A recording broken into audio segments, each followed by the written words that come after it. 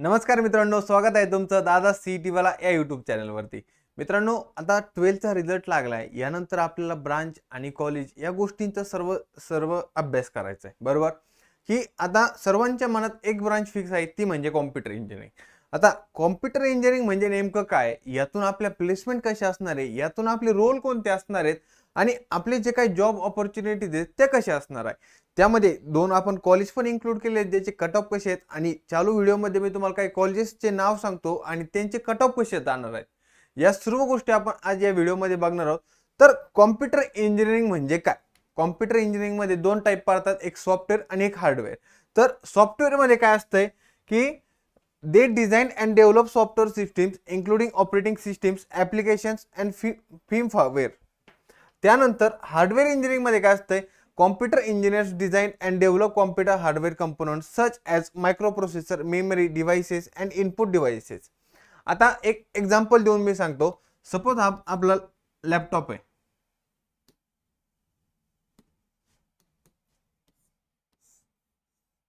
आता ही जी लॅपटॉपची स्क्रीन आहे ती आहे हार्डवेअर, आणि लॅपटॉप मध्ये जे काही फंक्शन्स चालतात ते आहेत सॉफ्टवेअर। आता हार्डवेअर म्हणजे आपण या गोष्टी, लॅपटॉपची जी काही स्क्रीन आहे त्या गोष्टीला आपण टच करू शकतो, बरोबर। पण जे काय ऍप्लिकेशन आहेत, जे काय लॅपटॉप मधले जे काय ऍप्लिकेशन आहेत, आपण त्या ऍप्लिकेशनला हात लावू शकतो का मित्रांनो? नाही लावू शकत। तर ते आहे सॉफ्टवेअर, बरोबर। तर कॉम्प्युटर इंजिनिअरिंग म्हणजे काय, हार्डवेअर आणि सॉफ्टवेअर या दोन गोष्टी मिळून कॉम्प्युटर इंजिनिअरिंग बनलेलं आहे। त्यानंतर आता नवीन जनरेशन नुसार त्यामध्ये एक इन्क्लुडिंग पॉइंट आहे, तो म्हणजे नेटवर्किंग। तर नेटवर्किंग म्हणजे काय, computer engineers design and develop computer network including local area network, wide area network and the internet, बरोबर।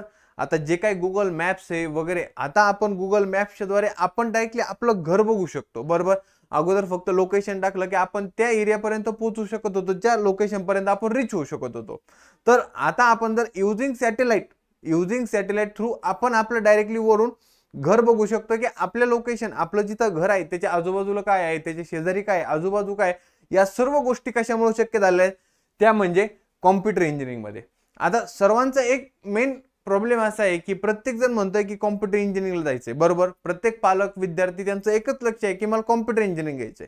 आता कॉम्प्युटर इंजिनिअरिंगचे कट ऑफ कसे आहेत, ते जॉब कसे आहेत, कॉलेजचे प्लेसमेंट कसे आहेत, या सर्व गोष्टी खूप विचारपूर्वक करणार आहेत आपल्याला, बरोबर। तर कॉम्प्युटर इंजिनिअरिंग मधून आपल्याला अजून बाकी काय काय गोष्टी बघायच्या आहेत, तर कॉम्प्युटर इंजिनिअरिंग मधून अपॉर्च्युनिटीज कोणत्या आहेत। आता आपण जो काय डाटा कलेक्ट केलेला आहे तो एआय थ्रू कलेक्ट केलेला आहे। जे काही चॅट जीपीटी आहे ना, ते एक कॉम्प्युटरचाच भाग आहे आणि एआयचा भाग आहे, बरोबर। तर त्या थ्रू आपण डाटा कलेक्ट केलेला आहे। The field is rapidly expanding and is projected grow by 22% between 2020 and 30 with high salaries to match.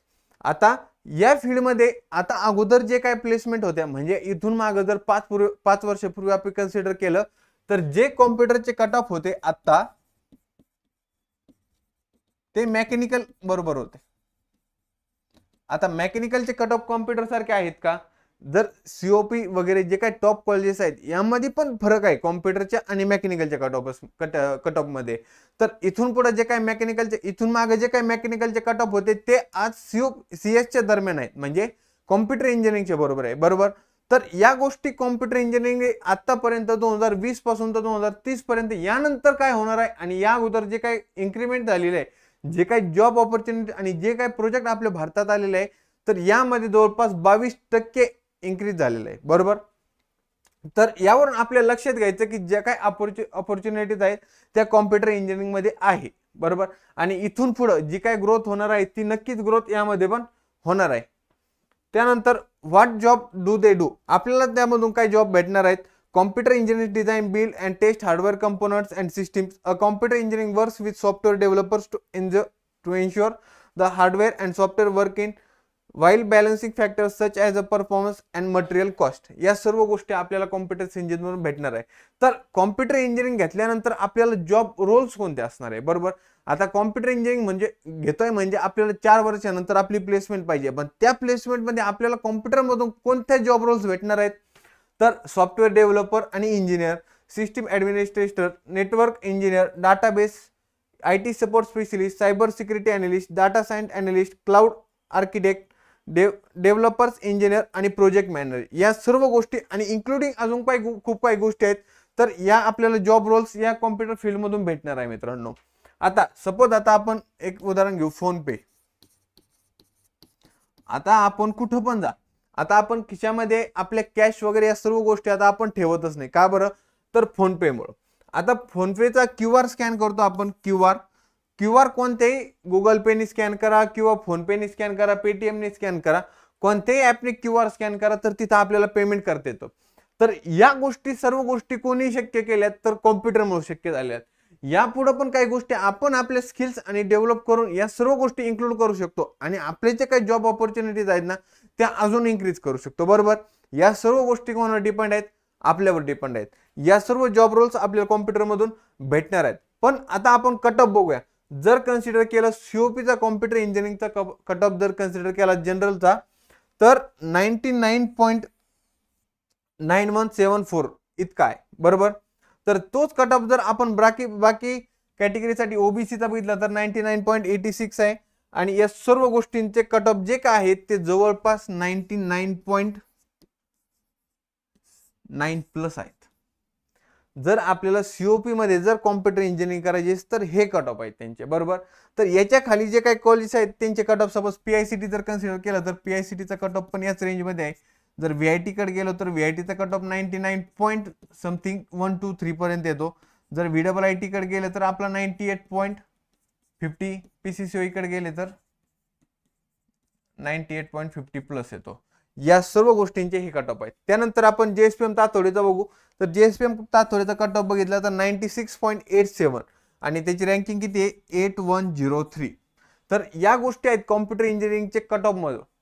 या सर्व कटअप आपल्याला ज्यावेळेस आपल्याला कॉम्प्युटर इंजिनिअरिंग भेटणार कधी या कॉलेजेसमध्ये, ज्यावेळेस आपली रँकिंग जर 8103 असेल आणि सीओपी साठी जर आपली रँकिंग 151 असेल. आता ही फर्स्ट राऊंडची पीडीएफ आहे. सेकंड राऊंड आणि थर्ड राऊंड मध्ये थोडेफार चेंजेस होतात ते. तर ऍटलिस्ट आपल्याला एवढी ज्यावेळेस रँकिंग येईल तर त्यावेळेसच आपल्याला या कॉलेजेसमध्ये सीएस भेटणार आहे मित्रांनो. तर एवढे पर्सेंटाईल पाडणं आपल्याला आवश्यक आहे. आता इन केस जर आपण, आता मला जर सपोज 90% पडले तर मला 90% सीएस भेटणार आहे की नाही? नक्कीच भेटणार आहे. पण जे या कॉलेजच्या प्लेसमेंट आहेत त्या कॉलेजमध्ये या प्लेसमेंट नसणार आहेत. तर आता इन केस मी जर 90% मला पडले आणि मला व्हीआयटी मेकॅनिकल भेटतंय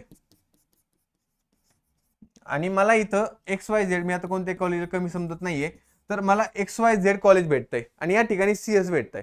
तर मला व्हीआयटी मेकॅनिकल घेतलं पाहिजे की आता जे काही सीएस कडे सगळे मुलं चालले तर सीएस घेतलं पाहिजे?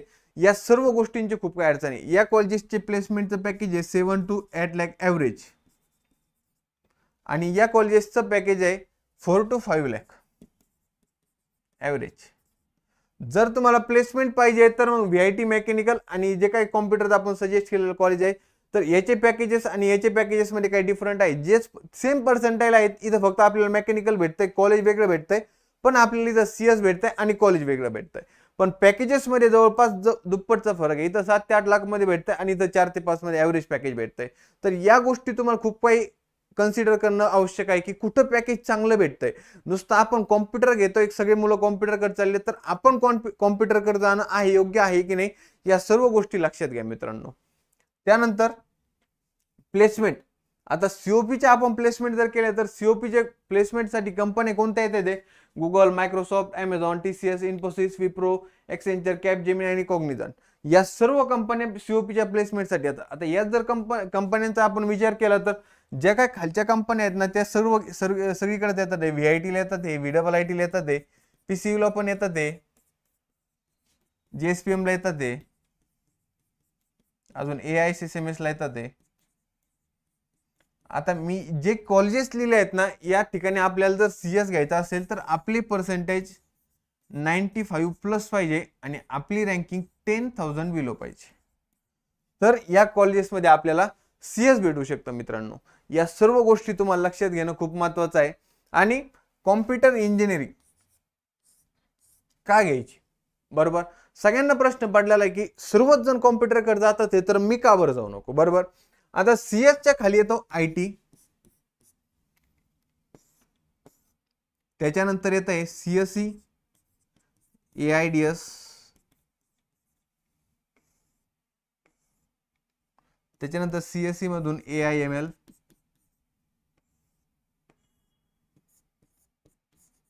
आणि AI, या सर्व गोष्टी ज्या काय आहेत याच्यामध्ये सायबर सिक्युरिटी, IoT म्हणजे इंटरनेट ऑफ थिंग्स आणि सॉफ्टवेअर इंजिनिअरिंग या सर्व गोष्टी इन्क्लुडिंग आहेत.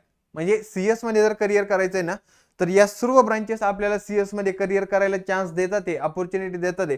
पण सगळ्यात जास्त कट ऑफ कशाचा आहे? CS चा आहे, त्याच्यानंतर ITचा आहे, त्याच्यानंतर AIDS, AIML, AI.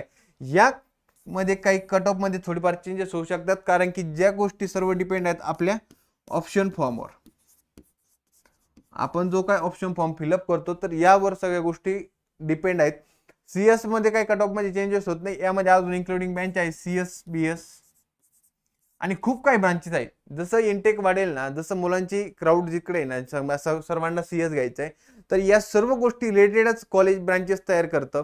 काही कॉलेजेसने काय केलंय तर IT जे आहे ते आता AIDS मध्ये, सर्वांना वाटतं की AI म्हणजे artificial intelligence, data science career आहे, AIML. ज्याला जे वाटतंय, सपोज मला वाटतंय की AIML मध्ये करिअर आहे, अशा काही गोष्टी ज्या तुम्हाला वाटतात त्या सर्व कॉलेजेसमध्ये ज्या काही ब्रांचेस आहेत ना त्यामध्ये इनटेक वाढवलं जातं किंवा नवीन ब्रांच तयार केली जात आहे. पण सर्व ब्रांचेस कशाशी रिलेटेड आहे? CS रिलेटेड आहे. या ठिकाणी जर आपल्याला ऍडमिशन भेटत असेल तर सपोज मी तुम्हाला काय म्हटलं की VIT मेकॅनिकल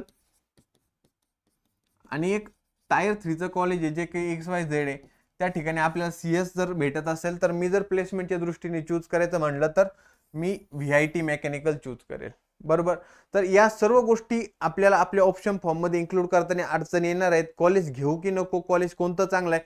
काही कॉलेजेस असे आहेत की त्यांचे प्लेसमेंट थोड्याफार आहेत आणि कट ऑफ जवळपास 90+ आहेत.